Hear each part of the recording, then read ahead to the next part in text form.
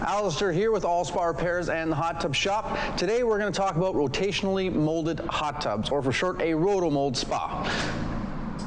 That's what I have right here. Essentially, the way they make this hot tub is they take a bunch of little plastic pellets, they throw it into a mold, roll it around with a bunch of heat, let it cool, and out pops your hot tub. Now that's just the shell and the overall body work of the tub. Everything inside this hot tub is the same as most other hot tubs. You've got gaskets behind all your jets. You're using the same 3/4 inch plumbing and regular 2-inch hard or soft flexible PVC pipe, all made the same way. In the end, what makes these hot tubs different or is sold as an economy hot tub, the reason why you're buying it cheaper, is you're going to have a few setbacks.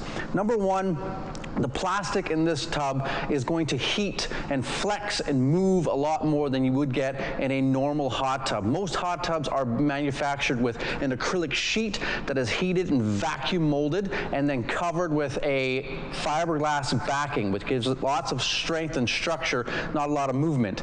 In this particular hot tub, all the gaskets in behind every single one of these jet fittings, light lenses, suctions, all the little holes that'll drill through your hot tub, they're going to flex and move, and you're going to have more potential for leaks. Now, like every hot tub that I talk about, accessibility, accessibility, accessibility.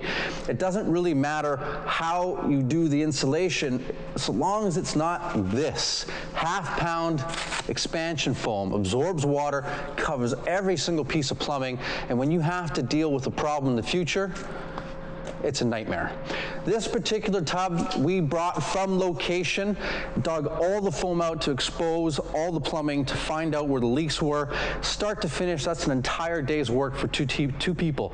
You're looking at a $1,000 bill just to get started. Now, in this particular model, because the leak was down low in the footwell behind all this plumbing, tucked down way in behind here, it was impossible for us to actually locate the leak. So, we had to actually cut off the bottom of this hot tub to access the lower section of the tub.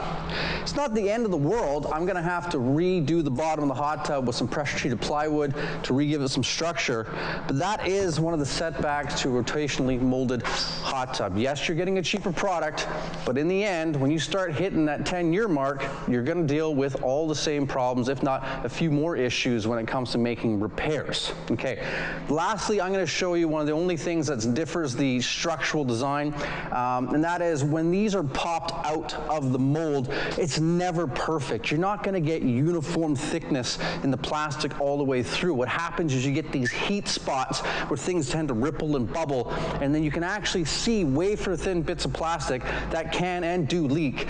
Again, not the end of the world if you could access it without having to rip it all apart, because you could just do a 2-part epoxy and kind of layer in behind to seal up the leak.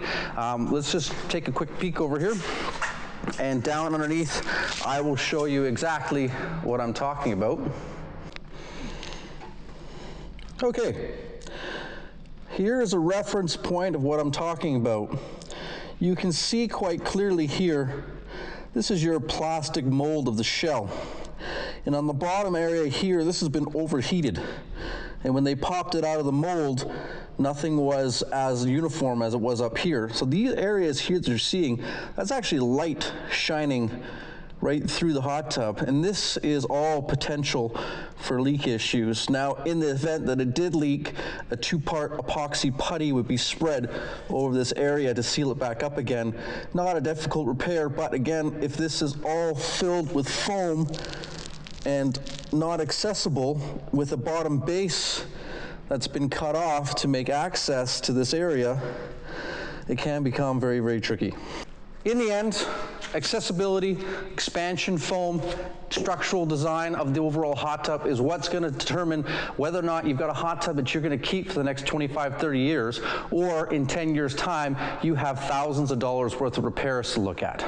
I'm Alistair from All Spa Repairs and the Hot Tub Shop. If you found this video to be interesting or usable information for yourself, please comment below. Whether you found us on Google, YouTube, or on Facebook, all your comments are great because it gives me something to talk about in the future. Take care.